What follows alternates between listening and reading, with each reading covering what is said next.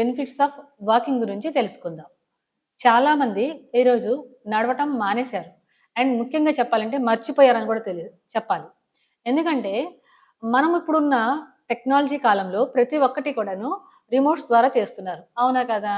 TV on చేయాలన్నా రిమోటే, లేకపోతే fan on చేయాలన్నా రిమోటే. అండ్ మనం ట్రావెల్ చేసే కారు డోర్ ఓపెన్ చేయాలన్నా కూడా రిమోటే. అవునా కదా? మనం ఉంటున్న ఇంట్లో డోర్ ఓపెన్ చేయాలన్నా, లైట్స్ ఆన్ చేయాలన్నా, ఫ్యాన్ ఆన్ చేయాలన్నా, టీవీ ఆన్ చేయాలన్నా రిమోట్ యూజ్ చేస్తున్నాం కదా! మరి బాడీని ఎలా మీరు కదిలిస్తారు? అండ్ మీ బాడీ అనేది కదలకుండా అలా కూర్చోవడం వల్ల చాలా చాలా హెల్త్ ఇష్యూస్ వస్తాయి అని మీకు తెలుసా? కంపల్సరీగా ప్రతి ఒక్కళ్ళు డైలీ 30-40 మినిట్స్ అనేది నడవాలి. నడక చాలా చాలా మంచిది. నడవడం వల్ల హార్ట్ స్ట్రోక్స్ రాకుండా ఉంటాయి. అండ్ ముఖ్యంగా ప్రతి ఒక్కళ్ళు ఈ రోజుల్లో ఏమన్నా మీకు హెల్త్ ప్రాబ్లమ్స్ ఉన్నాయంటే ఏం లేదు. జస్ట్ షుగర్ వచ్చింది. జస్ట్ బీపీ వచ్చిందని చెప్తున్నారు. అసలు ఆ షుగరు, బీపీలు ఎందుకొస్తాయో తెలుసా?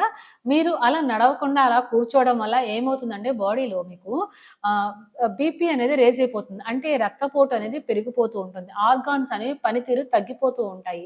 స్ట్రెస్ పెరిగిపోతూ ఉంటుంది. తిన్న ఫుడ్ అనేది కరెక్ట్‌గా డైజెషన్ అవ్వకుండా ఉండడం వల్ల అండ్ తిన్న ఫుడ్‌లో ఉన్న మనకి ఏవైతే విటమిన్స్, మినరల్స్ అనేవి ఉన్నాయో అవి మన బ్లడ్ ద్వారా మన ఆర్గాన్స్‌కి వెళ్ళాలి. సో, మీరు ఒకే ప్లేస్‌లో కూర్చొని ఉండడం వల్ల ఏం జరుగుతూ ఉంటుంది? తీసుకున్న ఫుడ్ అనేది కరెక్ట్‌గా డైజెషన్ అవ్వదు. అండ్ ఫుడ్‌లో ఉన్న విటమిన్స్, మినరల్స్ అనేవి బాడీలో మన ప్రతి ఆర్గాన్‌కి వెళ్ళడం జరగదు. ఇలా జరగడం వల్ల ఏమవుతుందనంటే తీసుకునే ఫుడ్‌లో మనకి గ్లూకోజ్ లెవెల్స్ అనేవి పెరిగిపోయి ఇన్సులిన్ అనేది సప్లై అనేది ఎక్కువ జరగడం వల్ల షుగర్ అనేది మనకి అటాక్ అవుతుంది. కాబట్టి కంపల్సరీగా మనము ఎక్సర్‌సైజ్ చాలా చాలా ఇంపార్టెంట్. వాకింగ్ అనేది చాలా ఇంపార్టెంట్. కాబట్టి డైలీ 30-40 మినిట్స్ అనేది నడవండి.